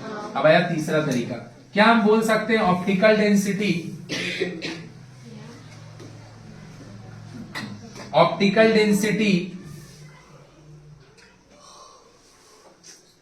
ऑप्टिकल डेंसिटी म्यू का नाम है। तो जब ऑप्टिकल डेंसिटी भैया म्यू का नाम ही है तो हम बोल सकते हैं, जब डेंसिटी, ऑप्टिकल डेंसिटी म्यू का खुद का ही नाम है, तो हम बोल सकते हैं आर आई जो होता है, जिसको हम लोग रिफ्रैक्टिव इंडेक्स बोलते हैं, ये वाला चीज डेंसिटी के साथ डायरेक्टली प्रोपोर्शनल होगा। अभी दोनों तो सेम चीज है रे भाई, तो सेम चीज आपस में प्रोपोर्शनल ही ना होगा। बस पता है म्यू का जो ये चीज लिखता है ना, ये सब मीनिंगलेस चीज है, इसका कोई मतलब ही नहीं होता है। म्यू का तब मीनिंग आता है जब यहाँ और यहाँ कोई बैठा होता है। इसका क्या मतलब है, कहां से कहां जा रहा है, मीडियम ही नहीं बता रहे हैं, तो ये मीनिंगलेस चीज है। बाकी हम ठीक से लिख दिए इसको। तो तू सोच के देख, अब अगर हम लिखते हैं म्यू डब्ल्यू ए, तो डेंसिटी के रिस्पेक्ट में क्या है, फिक्स डेटा है ना, तो ऊपर में होगा density of water, density of water by density of air, density of हाँ, गधी है बे, दिमाग नहीं लगा रही, डायरेक्टली प्रोपोर्शनल है ना, तो नीचे वाला चीज नीचे लिखा है, ऊपर वाला चीज ऊपर लिखा है। इनवर्सली में नीचे वाला चीज ऊपर लिखा रहा था। अब ये वाला जो चीज है भाई, एयर का डेंसिटी अभी कितना, तो अभी मैं फोन में देख लेगा, अब भी देख लेगा। मार्जिनल सा टेम्परेचर पे, मार्जिनल सा ठंडा गर्म पे, मार्जिनल सा पोल्यूशन पे थोड़ा बहुत चेंज होता है, नहीं तो it is also a fix data. Density of water it is also a fix data. अगर तुम्हारा पानी भैया बहुत प्योर या इम्प्योर नहीं है, अगर है भी, तो पानी का डेंसिटी निकालना कौन बड़ा बात है, कोई भी चीज का डेंसिटी निकालना दुनिया में कुछ नहीं करता, मास बाय वॉल्यूम में। अभी का भी एक बोतल पानी उसका उठाएंगे, उसका डेंसिटी माप देंगे, अब भी माप देंगे। कैसे, उसको ले आके किसी आदमी का पल्ला पे चढ़ा देगा भैया, मास पता चल जाएगा, 1.5 kg, अब वॉल्यूम उसका 1 लीटर है, डिवाइड मार दो, डेंसिटी आ गया। नहीं समझ में आया मेरा बात, तो बोलेगा उसमें चीनी मिला देंगे तो उसका डेंसिटी थोड़ा चेंज हो जाएगा, हाँ थोड़ा चेंज हो जाएगा, लेकिन निकालना तो बहुत इजी है ना। अबे आर को पानी में घुस के एंगल मापने से डेंसिटी तो निकालना बहुत इजी चीज है ना, कुछ नहीं करना है, कोई भी चीज का डेंसिटी निकालना, उसका मास और उसका वॉल्यूम डिवाइड मार दो। तो अब अगर तुमको पानी का डेंसिटी पता है और एयर का डेंसिटी पता है, तुम इन दोनों को भी डिवाइड मार देगा तो भी तुमको पता चल जाएगा refractive index of with respect to air. मतलब जब रे ऑफ लाइट एयर से वाटर में प्रवेश करेगा तो उस समय रिफ्रैक्टिव इंडेक्स का वैल्यू कितना होगा। बोल पूरा अच्छा से क्लियर हुआ। तो सबसे रेलिवेंट चीज ये वाला कि ये फिर भी चेंज होगा। पानी है, डेंसिटी निकालना मेहनत का काम है, चीनी मिला देंगे, चीनी निकाल लेंगे, ज्यादा चीनी मिला देंगे, कम चीनी मिलाएंगे तो ये चेंज होगा, लेकिन ये चेंज नहीं होने वाला चीज है। ये भैया जब से दुनिया बना अभी तक फिक्स ही है। बोल क्लियर हुआ पूरा कि नहीं समझ में आया, कुछ समझी, कुछ पल्ले पड़ा कि सब ऊपर से चल गया, सब ऊपर से चल गया आया। तो क्या है भैया, ऑप्टिकल डेंसिटी, रिफ्रैक्टिव इंडेक्स का दूसरा नाम रे ऑफ लाइट, जहां से जहां जाता है उसी से उसको पढ़ते हैं। तो म्यू डब्ल्यू जी मतलब वाटर से ग्लास में जा रहा है, उसको पढ़ते हैं refractive index of with respect to. अगर कभी mu W G refractive index of water with respect to glass. दूसरा बात, अगर कभी भी कोई भी मीडियम का रिफ्रैक्टिव इंडेक्स आपको निकालना है, क्यों है कितना, क्योंकि ये कांस्टेंट वैल्यू है, तो ये निकालने के लिए हमको देख ये कांस्टेंट है, क्यों देख, क्योंकि ये दोनों का जो डिवाइड देके डेटा आ रहा है ये तो कांस्टेंट चीज है ना, तो ये दोनों डिवाइड दे उसको देके आ रही है, अगर कांस्टेंट है तो ये चेंजेबल डेटा होगा, ये भी तो कांस्टेंट डेटा ही ना होगा। तो आप क्या करिए, कुछ मत करिए, आप क्या करिए, कुछ मत कीजिए, डब्ल्यू वाटर में sine of angle of refraction निकालिए। मतलब जाइए वाटर के अंदर घुस के आर का वैल्यू निकाल लीजिए, उसके सामने साइन लिख दीजिए। एयर में जी, ग्लास में आई निकाल लीजिए, दोनों को डिवाइड मार दिए, आंसर आ जाएगा। अगर ये नहीं कर पा रहे हैं आप तो मत करो। लाइट का वेलोसिटी ग्लास में ऊपर, लाइट का वेलोसिटी, लाइट कितना तेज दौड़ता है किसमें, ग्लास में, लाइट का वेलोसिटी डिवाइड मार दीजिए, वो भी नहीं निकाल पा रहे तो भैया डेंसिटी ऑफ वाटर ऊपर, डेंसिटी ऑफ ग्लास नीचे, कुछ भी कीजिएगा आपका काम बोल पूरा अच्छा से क्लियर हुआ। अब न्यूमेरिकल में बढ़े तो भैया मेरा अगर कहीं पर लिखा हुआ है रिफ्रैक्टिव इंडेक्स ऑफ वाटर और कुछ नहीं, मतलब वो लिखा हुआ refractive index of water with respect to. जब भी वो विथ रिस्पेक्ट टू नहीं बोलेगा, और जब भी एयर के रिस्पेक्ट में हम रिफ्रैक्टिव इंडेक्स निकालते हैं उसी का नाम होता है एब्सोल्यूट रिफ्रैक्टिव, एब्सोल्यूट रिफ्रैक्टिव। और अगर एयर के अलावा कहीं और से अगर आ रहा होगा तो उसको बोलते हैं हम लोग रिलेटिव रिफ्रैक्टिव इंडेक्स। तो तेरे को बताना ही पड़ेगा कि वो कहां से आ रहा है। जैसे x के आगे कोई नंबर है तो तुमको बताना ही पड़ेगा वो कौन है। x के आगे 1 है तो तुमको बताने का जरूरत पूरा अच्छा से क्लियर हो गया, एकदम अच्छा से। तो देख मेरा भाई, हम बोल रहे हैं रिफ्रैक्टिव इंडेक्स ऐसे करके लिखे, रिफ्रैक्टिव इंडेक्स W। चले, और ये वाला के रिस्पेक्ट में, वेलोसिटी के रिस्पेक्ट में अगर इसको ऐसे लिखे तो तकलीफ है किसी को? V is for velocity, A is for air. मतलब लाइट का वेलोसिटी एयर में, V is velocity, density of air, sorry density of, D is for density, D is for density and V is for low. तो तुम्हारा एगो question आ गया यहीं से।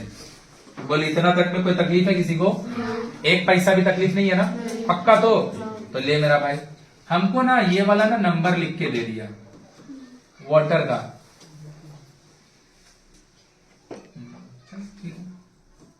चलिए अपना मन से लिख दे रहा भाई।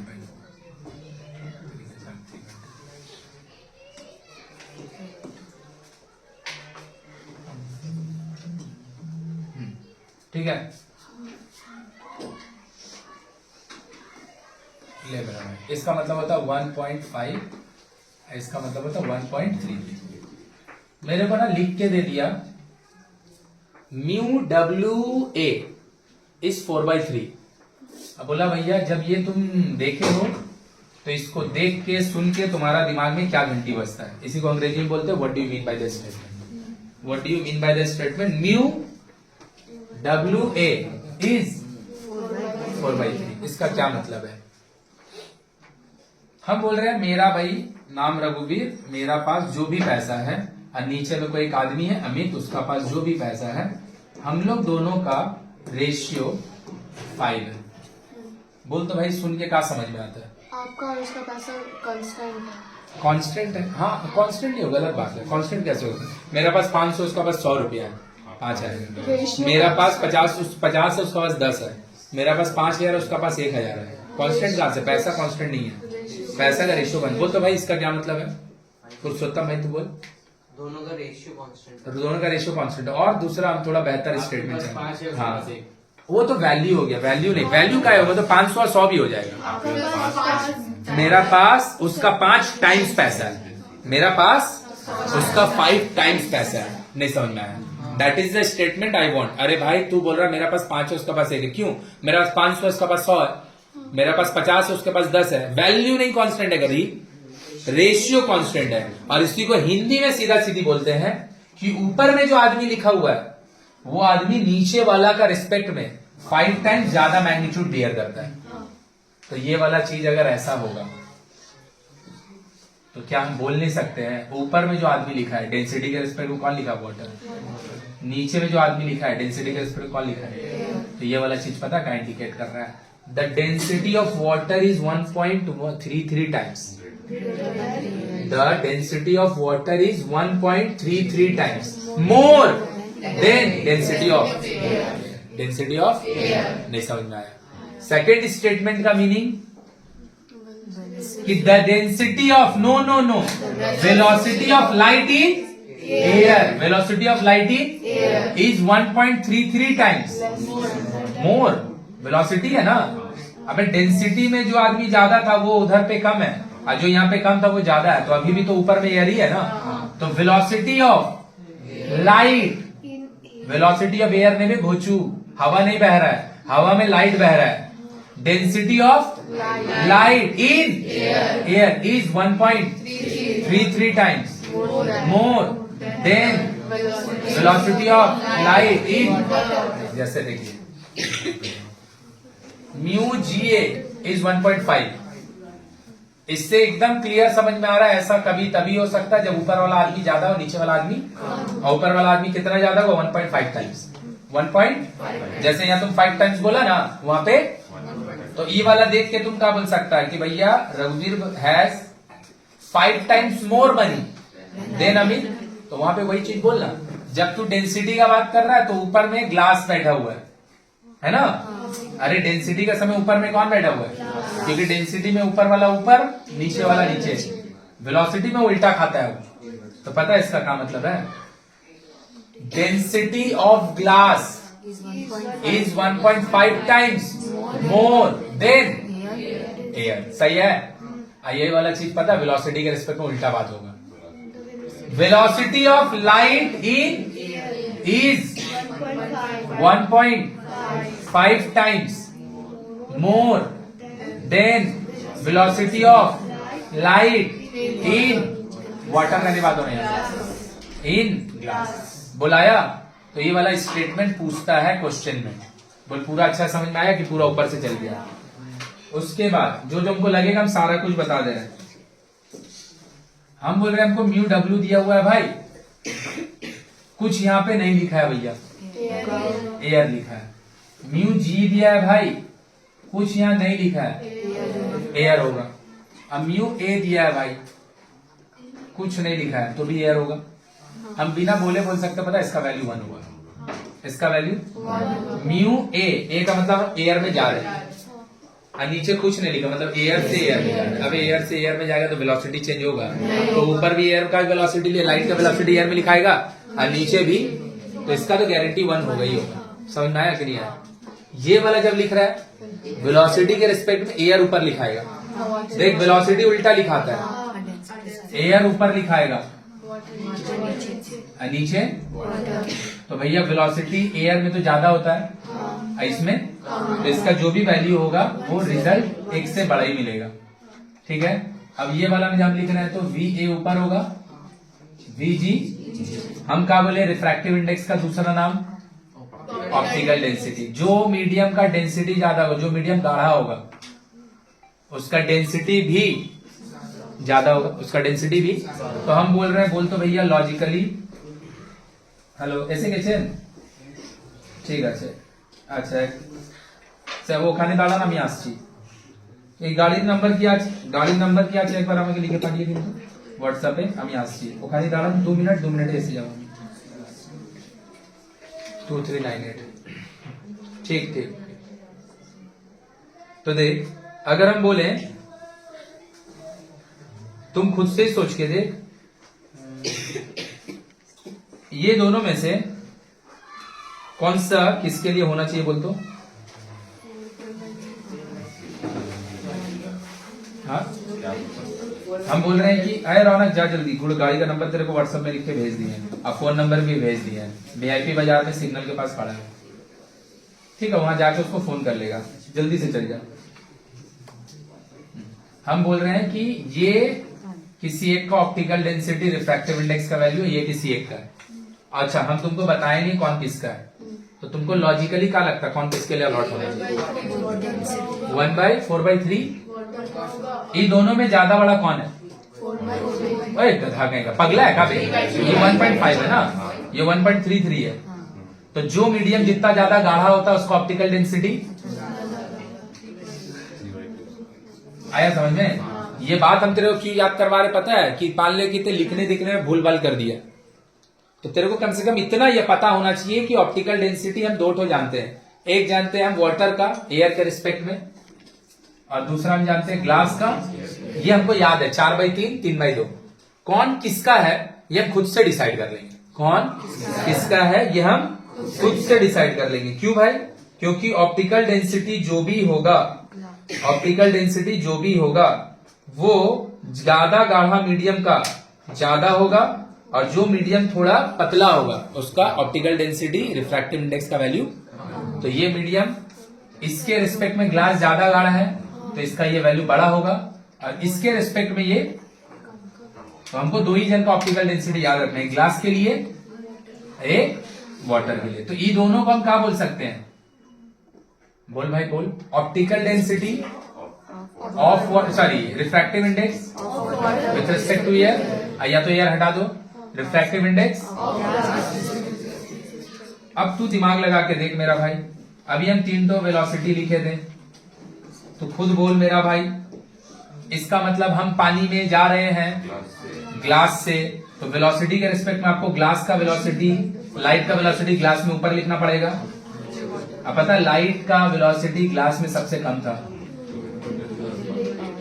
आया क्या?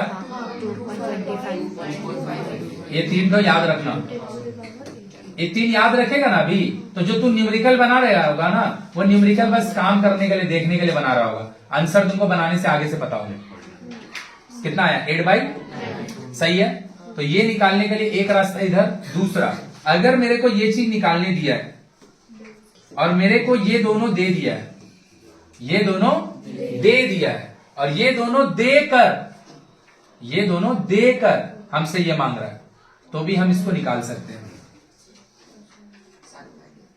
सही है। तो ये क्या है? Refractive index of water with respect to glass. ये दोनों का क्या चीज है? एब्सोल्यूट, मतलब एयर का रिस्पेक्ट वाला। तो दोनों का ना एब्सोल्यूट रिफ्रैक्टिव इंडेक्स को आपस में डिवाइड दे दो, जैसे लिखा एकदम वैसे वैसे, ऊपर वाला आदमी ऊपर, नीचे वाला आदमी नीचे। 4/3 8/, बोल आया मेरा बात समझ में? हम इसको समझा रहे 1 मिनट बात करके। ये वाला बात को लिख दो अच्छा से, 1 बार, ये वाला 2 बार, ये वाला 3 बार। एक बक्सा यहां से लेकर यहां तक, जितना समझने के लिए जरूरत है उतना लिख, बता दे रहे। उसके बाद रुक जाओ, मत लिखो। हाँ, तो देख सबसे पहले लिखो। अच्छा, ये वाला बात हम लोग नहीं लिखे ना? ये लिखे? ये वाला समझ में आया? देख इसका मतलब क्या है, रुक जा मेरा भाई। अगर कोई 2 आदमी का रिस्पेक्टिव, नो एब्सोल्यूट वाला रिफ्रैक्टिव इंडेक्स दिया, मतलब एयर के रिस्पेक्ट में, और तुमसे उन्हीं दोनों का रिलेटिव मांग रहा है, तो कुछ नहीं करो, ऊपर में जो लिखा है ना उसका एब्सोल्यूट वाला, और नीचे में जो लिखा ना उसका एब्सोल्यूट वाला, दोनों को डिवाइड मार दो, तो तुमको इन दोनों का रिलेटिव रिफ्रैक्टिव इंडेक्स मिल जाएगा। बोलाया? बोलेगा भैया पल्ले नहीं पड़ा कुछ। बोल मेरा भाई, इसका मतलब क्या है? ग्लास से वाटर में जा रहा है, वाटर से ग्लास, तो वेलोसिटी के रिस्पेक्ट में ये आदमी को ऊपर होना चाहिए और ये आदमी को ये तुम कर सकता है और तुमको आंसर वही मिलेगा। अगर ये तुमको नहीं करना है तो कुछ नहीं करो, दोनों आदमी का तुमको एब्सोल्यूट पता है ना, तो ऊपर में ग्लास वाले का एब्सोल्यूट वाला लिख दो, नीचे में वाटर वाले का एब्सोल्यूट वाला लिख दो, तो भी तुमको आंसर मिल जाएगा। ग्लास वाला कितना है? 3/2। वाटर वाले का? So this time it is, आया कि नहीं आया? ये वाला बात हम लोग लिखे थे नहीं, तो लिखना इसको। इसका मतलब क्या है वो समझ। अगर हमको चुप वाटर और ग्लास का रिलेटिव रिफ्रैक्टिव इंडेक्स चाहिए, लेकिन मेरे को वेलोसिटी याद नहीं है, हमको इन दोनों का एब्सोल्यूट वाला दिया हुआ है, तो जो आदमी ऊपर है उसका ऊपर में, जो आदमी नीचे है उसका नीचे में एब्सोल्यूट वाला डिवाइड मार दो, आंसर आ जाएगा। हाँ या ना? तो ध्यान से देखिए, को और बढ़िया चीज मिला, ये रिलेशन। इसका क्या मतलब है मेरा भाई? ग्लास मतलब refractive index of water with respect to relative वाला, refractive index of glass with respect to दोनों एक दूसरे का रेसिप्रोकल, मतलब μ1 का वैल्यू, मतलब अगर कोई एक रे ऑफ लाइट वाटर से ग्लास में जा रहा है तो उस समय जितना उसका आरआई का वैल्यू होगा, अगर वो ग्लास से वाटर में जाएगा तो उसका आरआई का वैल्यू उसका रेसिप्रोकल हो जाएगा। बोलो क्लियर है? चलो 1 2 3 जल्दी से लिखो। जिन लोग लिख लिया है ये वाला बात, उन लोग ये लिखो और ये लिखो। जिन लोग नहीं लिखा है पूरा डब्बा का तीनों चीज लिखो। ये वाला हाँ? ये दोनों वैल्यू दिए थे ना, तो आप बोले कि ये वाला इसमें जाएगा, ये वाला इसमें जाएगा, कैसे जाएगा?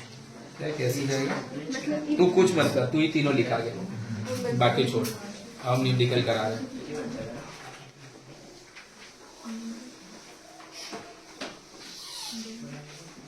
अगर इतना बात समझ में आ गया तो भाई न्यूमेरिकल बनाने का मेरा 15 मिनट का काम है। बात नहीं समझा? थोड़ा देर और लगेगा तब इलेक्ट्रिसिटी लाइट पढ़ाने में। हम पढ़ाते लेकिन अब मेरे को थोड़ा काम है तो हम बाहर चले जाएंगे। तो लोग भी, जिन लोगों को घर जाना, जिन लोगों को थोड़ा सॉल्व करना, बस बैठ के बतियाना मत। और एक दिन और लगेगा, खत्म हो जाएगा। बस हम टेस्ट और क्लास का टाइमिंग अब बोल देंगे, मैसेज वैसेज नहीं करेंगे। क्लास का और टेस्ट का दोनों का टाइमिंग बोल दे रहे हैं।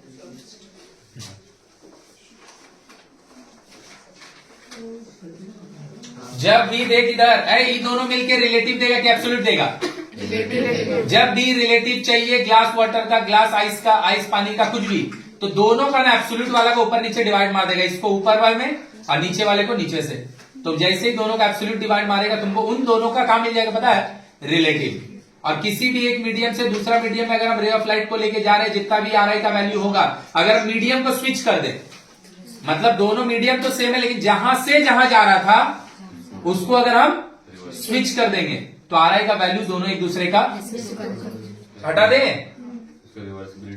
हाँ, रिवर्सिबल रिफ्रैक्शन ऑफ लाइट का रिवर्सिबल थ्योरम ऐसे कुछ एक स्टेटमेंट है, रिवर्सिबिलिटी ऑफ लाइट ऐसे कुछ करके है। हटा दे, हटा दे। चलो भाई, लाइट का न्यूमेरिकल, लाइट का न्यूमेरिकल आता है, बहुत इजी आता है, बस तुमको पता नहीं है इसीलिए हम लोग को लगता है कि भैया नहीं जानते हैं। बहुत इजी आता है लाइट का न्यूमेरिकल, जितना बात आज बताएं बस उतना ही से हो जाएगा। कहाँ पे? Numerical light physics. देख, बोल रहा है अ कॉनकेव मिरर, एकदम बच्चा वाला। A concave mirror produces a real image of height 2 centimetre of an object 0.5 centimetre place 10 away from this, find the position of the, बता दे रहा हूं। An object is kept at a far off distance of in front of a convex lens of focal length, इतना state the position of the image.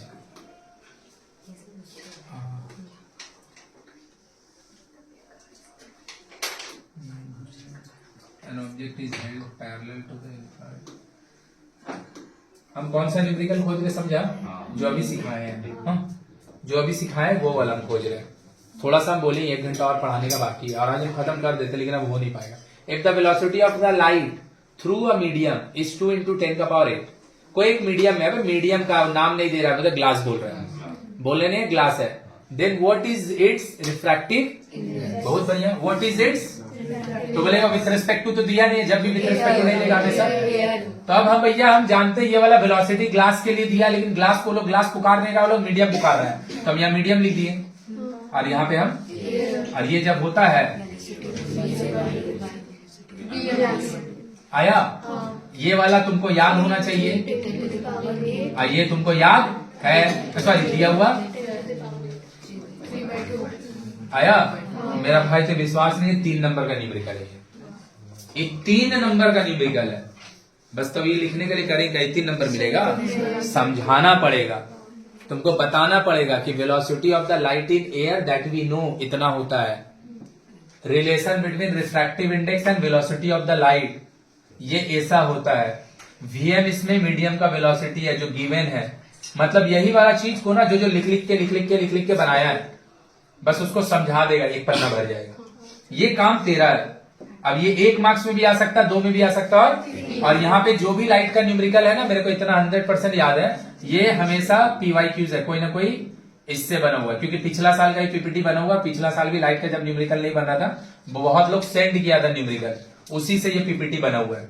बस याद रखेगा, reflective index का कोई unit क्यों नहीं होता, क्योंकि ऊपर में कोई एक जन का वेलोसिटी लिखा है, नीचे में भी किसी एक जन का, तो वेलोसिटी कट जाएगा ना, इसीलिए।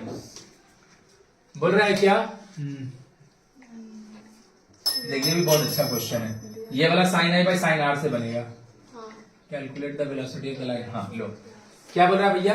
Calculate the velocity of the light in glass. अरे कई ग्लास नहीं आता है हमको पता है 2 into 10 का पावर 8 आएगा, बस लिख के निकालना है। Of refractive index of glass is, भाई खाली रिफ्रैक्टिव इंडेक्स ऑफ ग्लास बोल रहा भैया, विद रिस्पेक्ट टू तो बोल ही नहीं। तो इसका लिए क्या करेंगे हम, VA जो लिख रहे हैं ना, तो लोग VA मत लिखा करना, velocity of the light in air, velocity of, बस भरना है। और का ये चीज दिया हुआ है 1.5, ये भी हमको याद ही है कि 1.5 3/2 होता है। ये मेरे को मांग रहा है, लाइट वाला मांग रहा है, ये हम जानते हैं। 3 इंटू 10 का पावर 8। ये वाला सही बात। VG को इधर कर दे और 2 3 कर दो इसमें, आई आंसर। अब आया बाकी सब चीज, कुछ समझ में नहीं आया। वैसे आया होगा आई गेस, लेकिन कुछ समझ में नहीं आया। लेकिन ये तुमको आंसर नहीं पता कि आंसर यही आने वाला, इसीलिए बोले 3 जन का वेलोसिटी, लाइट का वेलोसिटी एयर में, वाटर में और ग्लास में वेलोसिटी याद रख, और 2 रिफ्रैक्टिव इंडेक्स याद रख। वाटर का होता है 4/3 और ग्लास का 3/3। क्रिटिकल एंगल ये अब जितना है ना इसमें सब करा देंगे, चाहे भैया वो तेरे सिलेबस में है चाहे नहीं है। क्या बोला है? A ray of light refracted from air to a denser medium, मतलब वो एयर से डेंसर मीडियम में जा रहा है। The angle of incidence is 60 degree and the angle of refraction is 30 degree. Find the speed of light, sorry the speed of light is इतना, find the speed of light in the denser. क्या मांग रहा है? हाँ 1 second आ रहा है मुझे, ये वाला पता है क्या मांग रहा है? हाँ डेंसर मीडियम का वेलोसिटी नहीं, डेंसर मीडियम लाइट का वेलोसिटी, मीडियम का वेलोसिटी मांग रहा है, मीडियम में लाइट, तो ये मांग रहा है उसे। तो भैया ये हम निकाल देते हैं, हमको तो पता है VA/VM होगा। हम बोले हाँ बहुत बढ़िया, सही तो बोला है। अरे भैया μMA होगा, हाँ ये तो हम जानते हैं, ये तो दिया हुआ है, बहुत बढ़िया, ये तो मांग रहा है। अरे ये नहीं दिया हुआ है, तो ये निकालने के एक और तरीका भी तो है, sin I/sin R। इस बार तो I और R दोनों दिया हुआ है, मतलब क्या किया पता, वो sin I angle of incidence, refractive incidence कितना है 60, ये 30, ये होता है √32, ये होता है 1/2, देख ले कट जाएगा, समझा? तो वो डेंसिटी RI का वैल्यू दिया नहीं है, RI तुमसे खुद से निकलवाया, कैसे? स्नेल्स लॉ का यूज करके। किसका? और उसका बाद यहाँ पे ये वाला आ गया ना यहाँ का वैल्यू, ये तेरे को दिया, ये निकाल ले। तो भैया हो सकता है ऐसा कोई वैल्यू आए जो 2 10 8, 2.25 10 8, या फिर 3 इंटू 10 का पावर 10 8, वो नहीं होगा। मतलब ये मीडियम वाटर या एयर या ग्लास, इसके अलावा कोई होगा। चलो देखो आंसर कितना दे रहा है क्वेश्चन, तो फिर समझेगा नहीं सॉल्यूशन क्या लिखा है। अच्छा इसमें क्लियर हुआ? 3 आदमी का बारे में बात हो रहा है, refractive index, velocity air, velocity of the medium, गलत, velocity of light in medium. बस हमको ये वाला दे नहीं रहा था, ये वाला निकालने के लिए तुमको ये चीज दिया है। तो अब मेरा जो आंसर होगा ये हो गया √3, ये मेरे को दिया है 3 इंटू 10 का पावर 8 मीटर पर सेकेंड, और velocity of the light in the medium मांग रहा है, तो इसको इधर भेज दिए और ये आदमी को नीचे भेज दिया 3 इंटू 10 का पावर 8। √3 को काट लेंगे आपस में, रैशनलाइज कर लेंगे तो आंसर आएगा √3 इंटू, अबे रैशनलाइज कोई करने बोलेगा नहीं, वो अपना मन से कर लिया करेगा। क्या? नहीं वैल्यू मत पुट करना, वैल्यू मत पुट करना, लेकिन ये कर लेना। चुप हो जा, देख इधर बोल रहा है the velocity of the light in vacuum, again I am saying, रुक जा। ये वाला जो पीपीटी बना हुआ है ये पिछले साल का लोगों का पूछा हुआ है, मतलब ये ऑलमोस्ट सारा का सारा ईयर पेपर का ही होगा। कौन सा ईयर का कौन सा पेपर मेरे को याद नहीं है, लेकिन ये ईयर पेपर का होगा। इसका ये प्रूफ देख ले, सामने लिखा है, नहीं तो 2+3 नहीं लिखा होता। समझ में आया ना? वो लिखा ही है, मतलब कि पहला पार्ट जो 2 का, एक पार्ट 1 का, ऐसे करके कुछ बताना चाह रहा है। बोल रहा है क्या, if the velocity of the light in vacuum is c, vacuum मतलब air, an absolute refractive index of glass. तो एब्सोल्यूट सुन के हमने ना डरेगा, एब्सोल्यूट का मतलब एयर के रिस्पेक्ट में, किसका? ग्लास का। तो ये कहां 3/2 देगा भाई, तुमको याद है? What will be the velocity of the light in glass in each case, relation mu equal to sin I/sin R does not. तो ये क्या बोल रहा भाई, ई होता क्या है? म्यू GA,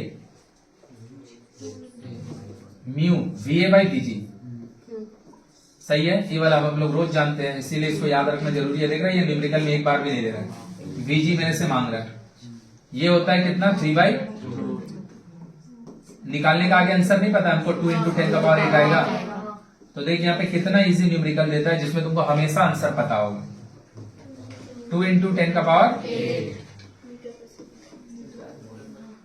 नीचे में क्या बोल रहा है? फॉर अ पैराएक्सियल रे प्रूव दैट, देख आ गया ना, ये पूछता ही पूछता है। समझ में आ रहा है क्या? ये कोई एक सब्जेक्टिव क्वेश्चन है जिसमें वो R = 2F प्रूफ करने बोल रहा है। अब उसके नीचे बोल रहा है which between gamma and infrared has the shorter wavelength, collision infra. ये रिलेशन हम बताएंगे, ये वाला रिलेशन हम बता देंगे। The refractive index of water, देख लिया नहीं है ना, वाटर का कितना होता है, वाटर का बोलने का मतलब ही है वाटर का एयर के रिस्पेक्ट में कितना दिया है, एंड दैट ऑफ ग्लास, देख ले refractive index of water is इतना, and that of with respect to नहीं बोल रहा, मतलब सही है। सरवन मामा का रूम में ले ले, मेरे पास मार्कर कहां से आएगा, ठीक है। एंड ग्लास का कितना, इतना, सही बात मांग कर रहा है। Calculate the refractive index of with respect to, आया। ये निकालने का दो तरीका, VW बाई VG, जो हमको पता है लेकिन वो दिया नहीं है, मतलब पता वो चाह भी नहीं रहा, तुम इसको ऐसे निकालो। तो इसका दूसरा तरीका, जब भी रिलेटिव रिफ्रैक्टिव इंडेक्स निकालेगा किसी का भी किसी के रिस्पेक्ट में, तो जो आदमी ऊपर है उसका एब्सोल्यूट वाला लिख दे, और जो आदमी नीचे है उसका एब्सोल्यूट वाला नीचे लिख दे, तो भी तेरे को आंसर मिल जाएगा। GW नॉट कितना होगा, आया कि नहीं समझ में आया, पक्का। अब ये वाला बोलेगा ना हमको ना ये तो याद है भैया, हम बोले याद है तो लिख, ऊपर में किसका VW और नीचे VG। VW जो होता है भैया पानी में 2.25 होता है, अब ग्लास में सबसे कम ना, काट दिए, पॉइंट हटाए, नीचे 100 दिए, 100 से 25 से काटे 9, आया, देख लो वहां पे भी उतना ही आया ना। तो ऐसे काहे नहीं निकाले, क्योंकि वो चाहता भी नहीं था पैसे निकालो। अगर ये निकालने ऐसा देता तो ये दोनों चीज काहे देता, बोल आया कि नहीं आया। Explain with the suitable diagram the formation of virtual image after the, अच्छा फिर से मिल गया, after the refraction through any medium the angle of deviation is 15, if the angle of incidence is 4/5, angle of incidence 4/5 कैसे होगा,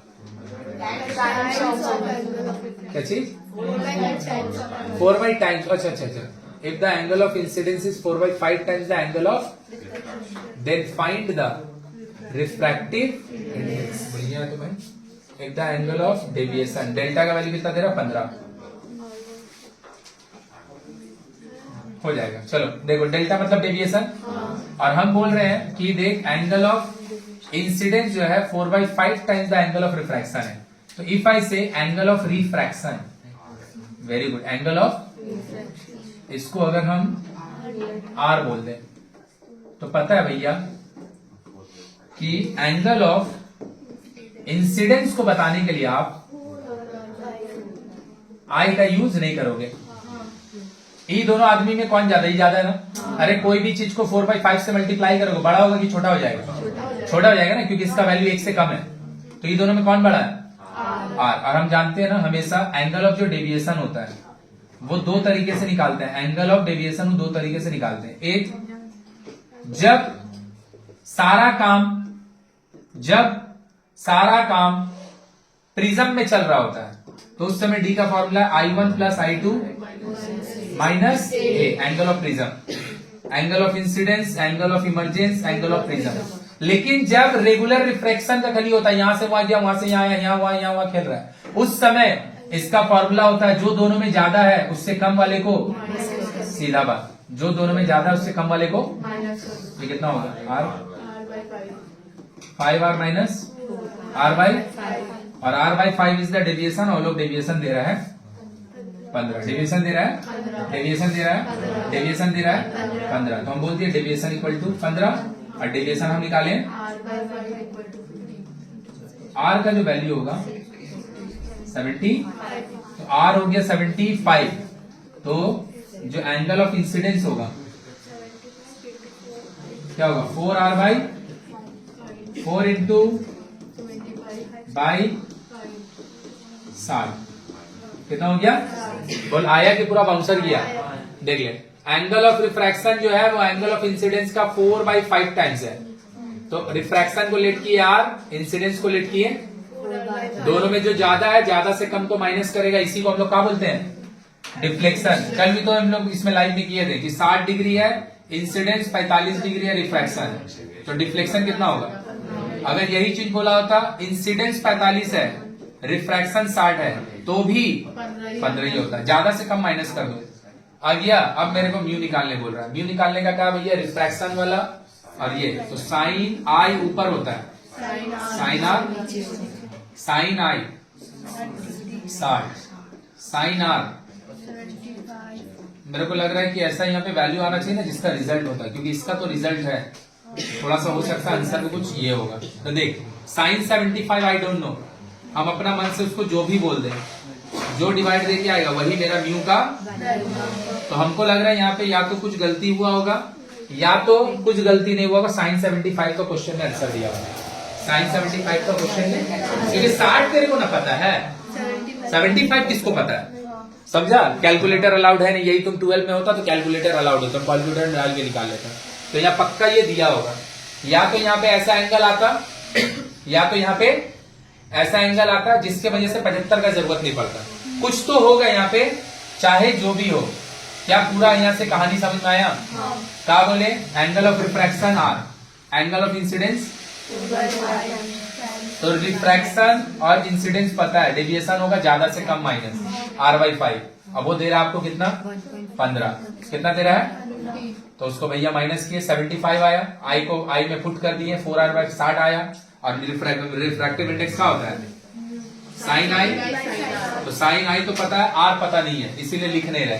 तो यहाँ पे जो भी वैल्यू होता होगा पुट करके निकाल लेगा, वही तुम्हारा आंसर होगा। बोल समझ में आया?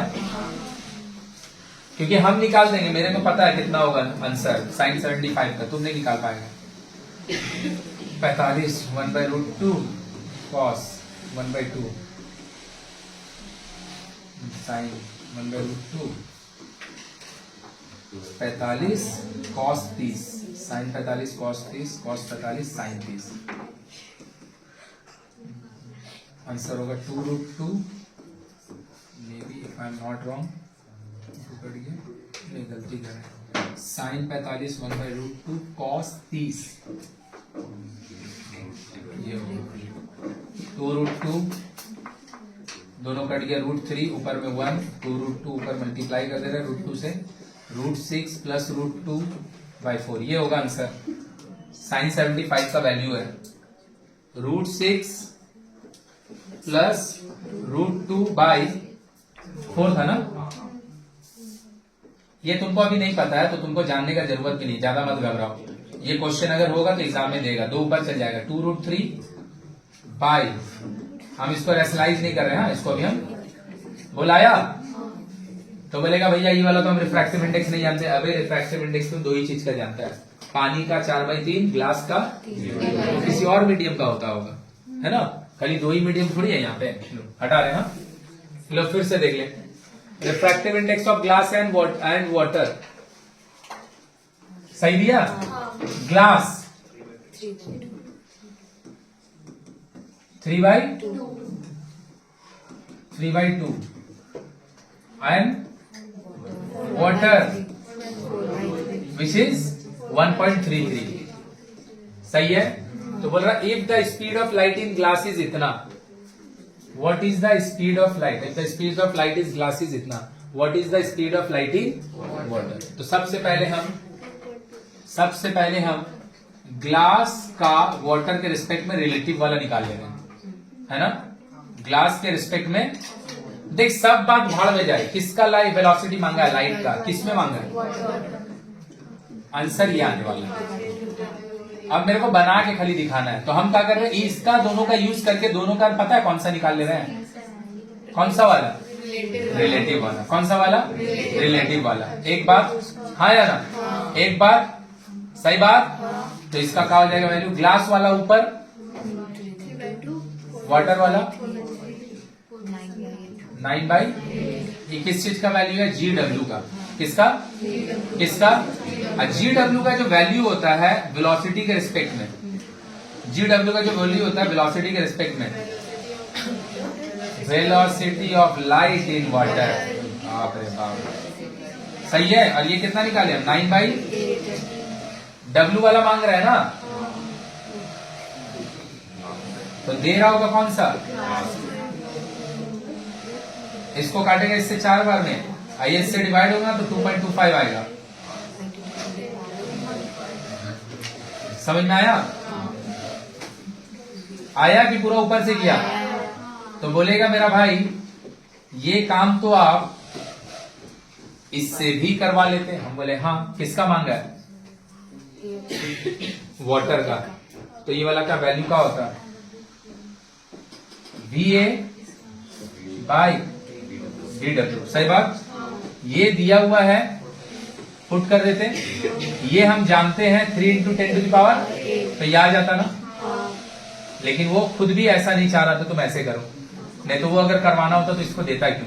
तो वो चाह रहा था पहले दोनों का यूज करके रिलेटिव वाला निकाल ले, अब फिर रिलेटिव से काम कर। किससे काम कर? पूरा अच्छा समझ में आ गया ना इस टाइप का न्यूमेरिकल। इस टाइप का न्यूमेरिकल का सबसे बड़ा बेनिफिट क्या है पता है? बनाने से आगे आंसर पता है। इसीलिए लाइट का न्यूमेरिकल इजी है, बनाने से आगे आंसर पता है। अब तू कुछ भी गलत कर दे, वेलोसिटी ऑफ द लाइट क्या मांग कर रहा है? देख, velocity of the light in air मांग रहा है, या तो दे रहा है। Velocity of the light in glass मांग रहा है, या तो दे रहा है। Velocity of the light in water मांग रहा है, या तो दे रहा है। या तो एब्सोल्यूट रिफ्रैक्टिव इंडेक्स का बात कर रहा है, किसका? वाटर का।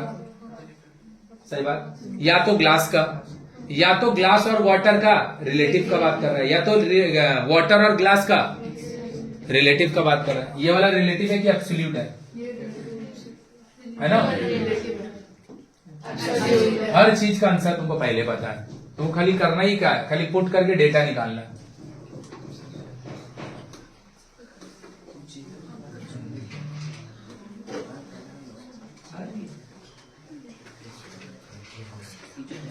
ये भी बहुत बढ़िया क्वेश्चन है। क्या लिखा है? Refractive index of a medium is √2 with respect to. तो medium I don't know, but with respect to पता है। ये वाला चीज को उन लोग कहा दे रहा है? बोल, बुझाया कि ऊपर से किया? समझी? समझ में आया? किसका रिफ्रैक्टिव इंडेक्स? किसी मीडियम का। किसके रिस्पेक्ट में? मतलब एयर से मीडियम में जा रहा है, वो कितना दिया हुआ? √2। What is the angle of R मांग रहा है। When angle of incident is कौन से निकलेगा? वेलोसिटी, डेंसिटी की लिख दिया ना, sin I बाई कितना है ये? sin I। R पता?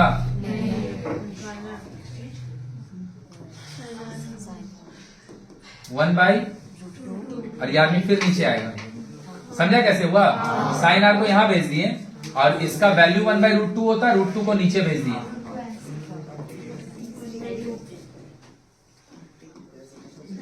साइन 30 और इतना में उसका पेट नहीं भरा है ईमान के, वो बोला डेविएशन भी निकाल दो।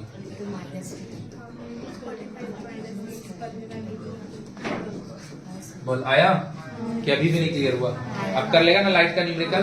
तो सबसे पहले वीडियो अपलोड होगा तो जाके ना न्यूमेरिकल का ना सब क्वेश्चन लिख लिख के करेगा, बिकॉज लाइट का न्यूमेरिकल में, और हमको एकदम नेक्स्ट क्लास में लिखा हुआ चाहिए, लाइट का न्यूमेरिकल में बुक में बहुत कम क्वेश्चन है। ये सारा क्वेश्चन एबीटीए से ही उठा के बनाया हुआ है, बहुत कम लोग का बुक में क्वेश्चन है। राइट स्नेल्स लॉ छोड़ दो। If the velocity of the light in medium, अरे मीडियम बोल रहा है, बताना वो वाटर चाह रहा है। What will be the refractive, sorry, glass बोलना चाह रहे, then what will be its refractive index? What will be its? किसका बात हो रहा है?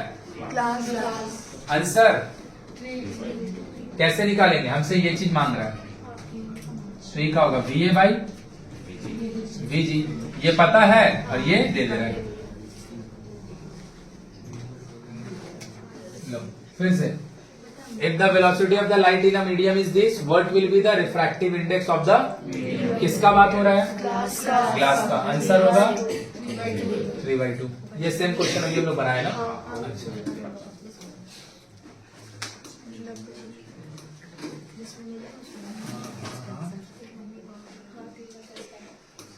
हो गया ऑलमोस्ट खत्म। As a result of refraction, 2 तरह का और न्यूमेरिकल बचा हुआ है। देख रहे कितना बार ये सब क्वेश्चन आया हुआ, कितना बार, एक बार नहीं कितना बार ये सब क्वेश्चन आया हुआ। बार बार अगर लिखा रहे हैं तो ये अलग अलग पेपर में बार बार आ रहा होगा। ये अलग है, चलो, खाली ये वाला बना ले, आंसर तेरे को आता ही है, इसको बना ले और घर पे जाके सारा क्वेश्चन लिखेगा। If the refractive index of water for light going through air to water is, सही है ना? तो बोला what will be the refractive index of light going from, उल्टा 1/, लेकिन वो मत लिख, ये जो चीज लिखा हुआ है ना, इसको 4/3 पहले कन्वर्ट कर लो। एमसीक्यू है ये। अरे इसमें हमको लगा बनाना क्या है, हम लोग जा कहां से रहे, एयर टू वाटर, तो कितना है, तो बोल रहा है कि अगर वाटर टू एयर जाएंगे, समझा गया, क्लियर है? तो हम लोग का न्यूमेरिकल जो बनाने का बचा हुआ है ना, वो ये रिलेशन पे बचा हुआ है, समझा ना, ये रिलेशन पे बचा हुआ है। और दो एक चीज और है जो हम लोग का सिलेबस में नहीं है, लेकिन